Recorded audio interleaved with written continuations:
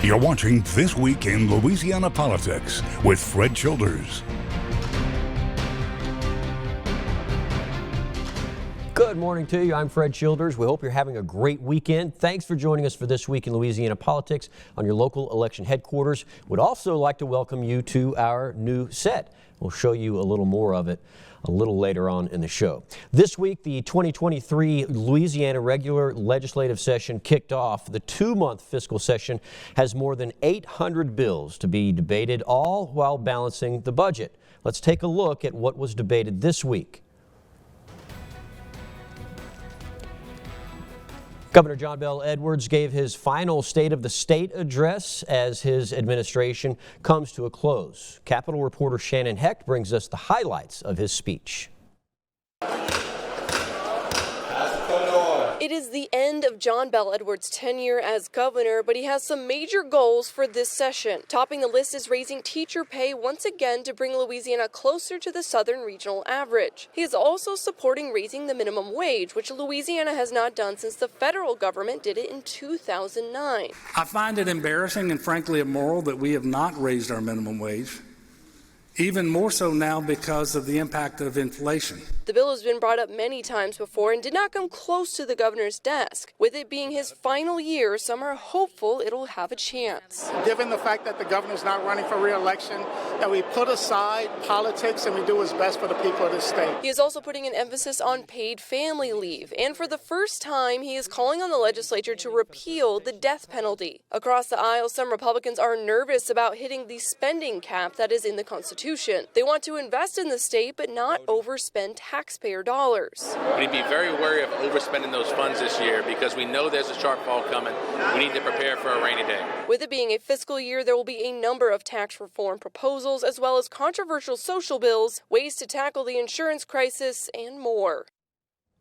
And as Shannon mentioned, the governor is sparking a new push to repeal the death penalty. Lawmakers have tried this many times before, but some advocates are hoping with support from the fourth floor, there is a fighting chance. Now, the governor said if the state is going to be pro-life, then he wants that to be reflected in all policies, including not putting people to death. The bill has gained major religious support. The Baton Rouge Catholic bishop came out last year to lobby for the repeal.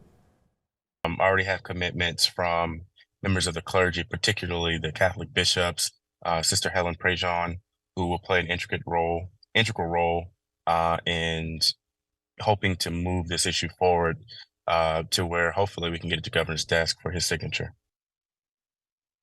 Who represents a portion of Jefferson Parish, is carrying the bill. He says it is inexpensive to keep people on death row and deal with appeals in court. He wants to put that money towards other things as a fiscal cliff looms in the near future. Last year, the state legislature mandated that adult websites must ask for age verification before someone can access the site. Now, a new bill is being proposed to allow the Attorney General to go after sites that don't comply. Representative Lori Schlegel, a Metairie Republican, brought the original bill to prevent children from accessing pornography. Now she wants to have civil penalties for websites that don't follow the rules. Some are complying and some are not. And that's totally unfair, right? So some just decided, yeah, we're just not going to comply. And so this allows the AG to bring a little bit more teeth into the bill. Some advocates raised concern over the definition of content harmful to minors listed in the bill, fearing it could lead to censorship. Some lawmakers suggest making the language more consistent with the previous bill to fix the issue. State lawmakers are also trying to crack down on people using their cell phones behind the wheel. Every year, thousands of people die from distracted driving. State Representative Mike Huval wants to clarify a law already on the books to make it easier for police to enforce it. He's also making changes to the penalties, adding the option of community service as a way to pay it off. We do have an existing anti-texting law, but police will tell you this is virtually impossible to enforce it because of the certain exceptions carved into the law. We can do something about it. We have an opportunity to reduce the number of crashes and, most importantly, reduce the number of serious injuries and fatalities. The bill would study the racial breakdown of who is violating the law. It would also provide training against racial profiling when trying to enforce it. As the Louisiana legislature amps up their work, advocates took to the steps to protest a set of anti-LGBTQ bills. Shannon Hecht caught up with the protesters to hear the message they're trying to send to legislators. There have been a number of bills proposed this year that would limit health care and even discussion around the LGBTQ community. And a group came out to the Capitol today to protest those bills. LGBTQ rights advocates took to the Capitol steps to protest bills that aim to limit health care and classroom discussions for members of the community. HB 463 looks to prevent youth from getting gender-affirming care. It's life-saving because so many trans youth face discrimination or hatred or misunderstanding. HB 466 is a bill similar to the Don't Say Gay bill in Florida, where it would prohibit teachers from talking about sexual orientation or gender identity in the classroom that isn't strictly related to an approved curriculum, which includes talking about their own identity. The removal of those two things, gender identification information as well as sexual orientation from health education, doesn't make any sense to me, and it creates a very porous and a very dangerous environment for both the people who are learning and those who are educating. Advocates also showed their resistance to the proposed bill that would limit books for children in public libraries. The advocacy groups say unfairly target books with LGBTQ themes. While the advocates called for the bills to be stopped during the session, they also called on Governor John Bel Edwards to veto any that should pass. For your local election headquarters, I'm Shannon Hecht. Louisiana has the nation's highest death rate for black women during pregnancy. Last week was Black Maternal Health Week, and activists were pushing for change. There are 3 bills in the state legislature that could make a difference. If passed, these bills would increase Medicare reimbursement rate for midwives, require insurance companies to cover maternity services performed by doulas, and clarify the abortion bans for miscarriages. Louisiana Secretary of State makes a big announcement concerning the race, and we'll have an update to the Ronald Greene case. Stay with us.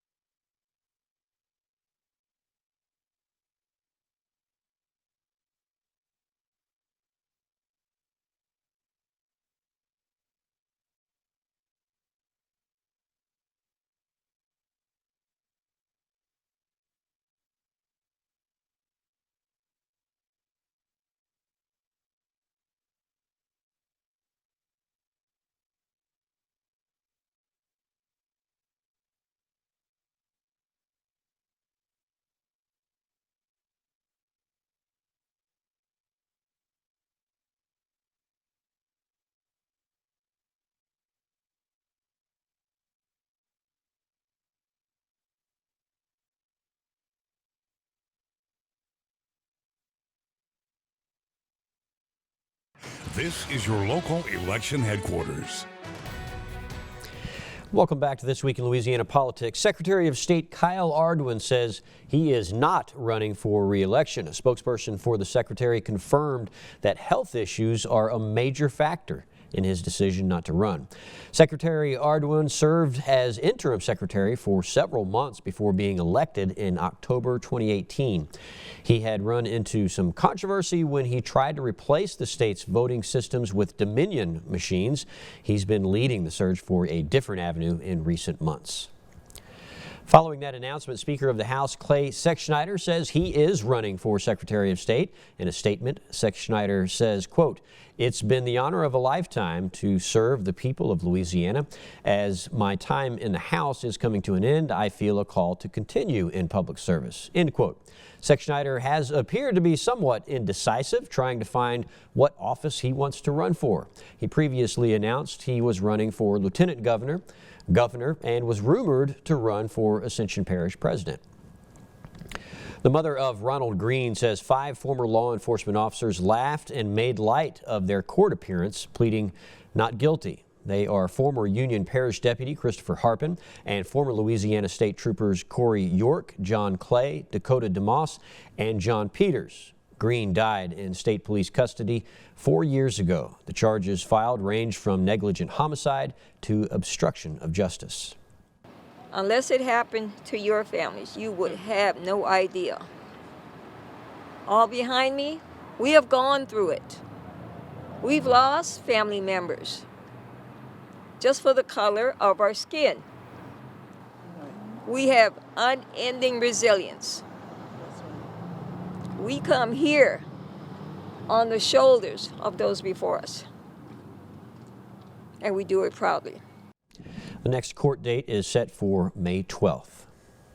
In New Orleans, the Gordon Plaza homeowners who were promised buyouts are learning more about the payments. The city says each homeowner has 45 days to accept or reject the city's offer. The city says homeowners who agree to accept the money will receive payment in about 2 weeks. But after a series of delays, apparently not all of the offers have gone out, and no one is talking about how much money is being offered. We are not made whole until we receive our relocation funds so that we can move to our homes that we choose with dignity. A civil court judge ordered the city of New Orleans to pay $75 million for property damage, relocation costs, and emotional stress. Only a handful of neighbors remain in the area, built on top of the old Agriculture Street landfill. The boss man at the Louisiana Department of Wildlife and Fisheries has resigned after he was accused of taking a bribe. Federal prosecutors say Secretary Jack Montese offered and signed a contract with a private company back in October of 2021. The company handles hunting and boating licenses. It also offered pretrial diversion for minor violations that were overseen by the department. The secretary was allegedly going to receive a kickback and a $14,000 all-terrain vehicle. Secretary Montese is not charged with a crime at this time. A federal appeals court makes it official Americans can still have access to a key abortion bill, but with new restrictions in place. Experts say a much longer legal battle is likely on the way. The ruling added some temporary restrictions on the abortion pill. Women can no longer get it through the mail. The Biden administration has asked the Supreme Court to restore full access. Last year, Governor John Bel Edwards signed a law making it a crime to deliver abortion pills to pregnant people through the mail. Earlier in the show, we told you about that bill to repeal Louisiana's death penalty. Up next, Shannon Hecht will talk to the lawmaker who's leading that charge. Stay with us.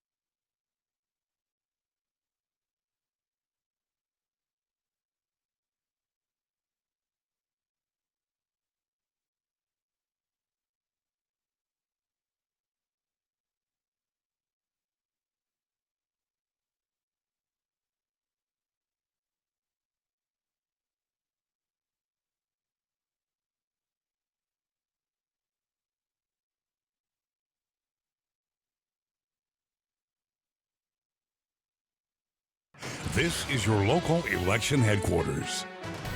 Welcome back to This Week in Louisiana Politics. Already at the state legislature, the talk of repealing the death penalty has come back this year. I'm joined by State Representative Kyle Green. Thanks for being here. I appreciate it. Thank you for having me. So you're bringing this bill for the second time, but now this time Governor John Bel Edwards is getting behind it for the first time in his administration. How does that feel for you?